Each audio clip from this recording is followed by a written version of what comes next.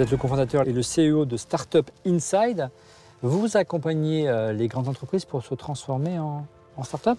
Alors, quasiment, en fait, nous créons des expériences start-up au sein des grandes entreprises pour leurs collaborateurs et leurs managers.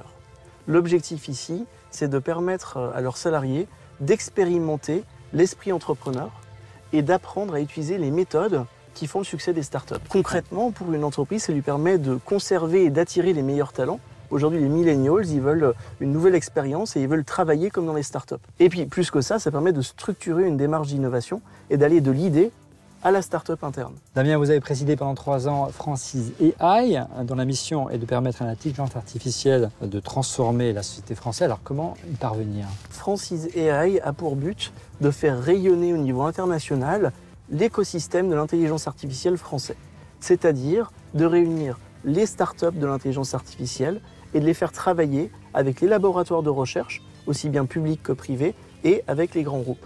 Et c'est en faisant travailler ces 3 acteurs qu'on va pouvoir devenir, la France va pouvoir devenir la locomotive européenne de l'intelligence artificielle. Vous êtes également le cofondateur de AI for Good. L'intelligence artificielle fait peur aujourd'hui? Elle ne devrait pas, puisque ce n'est pas comme à Hollywood.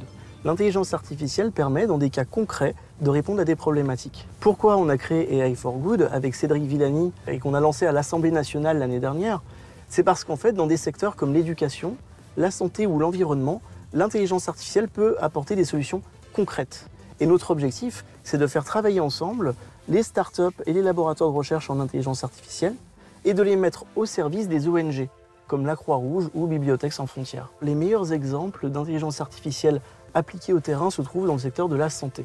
Aujourd'hui, on est en mesure de créer des algorithmes qui permettent de diagnostiquer plus vite et de manière beaucoup plus précise certains cancers, par exemple. On passe d'une médecine curative à une médecine prédictive. Nous sommes à bord d'une voiture électrique. L'intelligence artificielle va également profondément transformer l'industrie de l'automobile, mais également le milieu urbain. On va réconcilier le piéton avec l'automobiliste, puisque finalement, une voiture équipée de capteurs et d'algorithmes d'intelligence artificielle va pouvoir être beaucoup plus à l'attention de l'environnement qui l'entoure et finalement prédire qu'un piéton se jette sous une voiture, engendrer un freinage d'urgence et donc améliorer cette relation piéton-automobiliste. Et également, c'est là le sujet important, c'est tout ce qui est transport multimodal au niveau des villes. C'est-à-dire passer d'une trottinette au métro, puis à une voiture autonome et finalement avoir une expérience de mobilité plutôt qu'un véhicule.